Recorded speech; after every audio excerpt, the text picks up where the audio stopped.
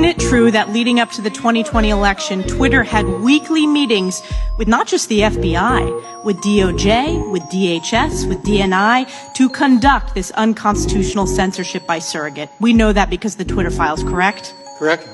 And it was not just meetings, not just censorship of stories like the Hunter Biden laptop story. We also now know that the FBI paid Twitter over $3.4 million of taxpayer funds to censor these stories before the 2020 election. Is that correct? That money was paid. Twitter confirmed that. And the Twitter files are just the tip of the iceberg because there's so much more.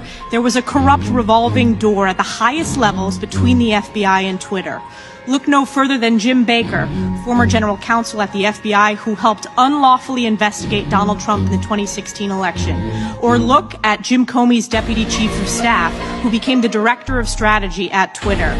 Isn't it true, according to the Twitter files, that there were so many FBI officials who then went to work at Twitter that created their own Slack channel and crib sheet for onboarding? The Twitter files confirm that, correct? Correct. Are you aware, as the American people are aware, that according to polling, of the people that were made aware of the Hunter Biden laptop story, 53% would have changed their vote, including 61% of Democrats. This is the definition of election meddling, and it's the definition of election meddling by the FBI on behalf of Democrats, paid for by the U.S. taxpayers. It's collusion, it's corruption, and it's unconstitutional. Ms. Parker, I want to go to you next about your experience at the FBI, because this is not just about the Twitter files, which folks are focused on because of the news it made. It's about a systemic rot in the culture and the politicization of the leadership of the FBI, and it needs to be rooted out.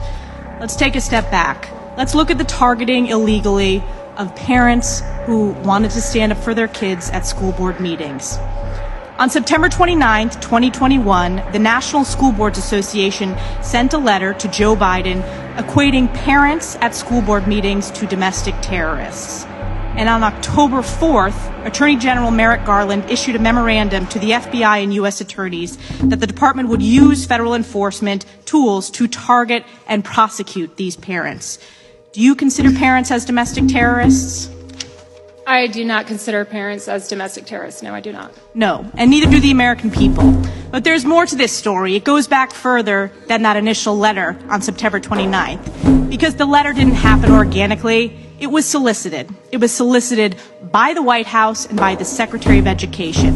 Essentially, the Biden administration laid the predicate for which it used to justify illegally targeting the American people, targeting these parents. Is it proper protocol, as a former FBI officer, to set that predicate, to manufacture the reasoning to justify opening an investigation? I believe that no one should be targeted for free speech and that violence should never be tolerated under any circumstance, but it should definitely not. No one should be targeted because they want to speak up at a school board meeting. This was a setup, and it was the setup, and it's the real definition of weaponization of the government against the American people. And it's not just this example of targeting parents at School Boards Association. It goes back to the opening of Crossfire Hurricane. It goes back to the faulty FISA application. It goes back to what we heard on that first panel from Senators Grassley and Johnson. It goes back to the suppression illegally of the Hunter Biden laptop story paid for by the U.S. taxpayers. This corruption needs to be rooted out, and it's not just about protecting the U.S. Constitution. It is most importantly about protecting the American people from the weaponization of the federal government against them. Yield back.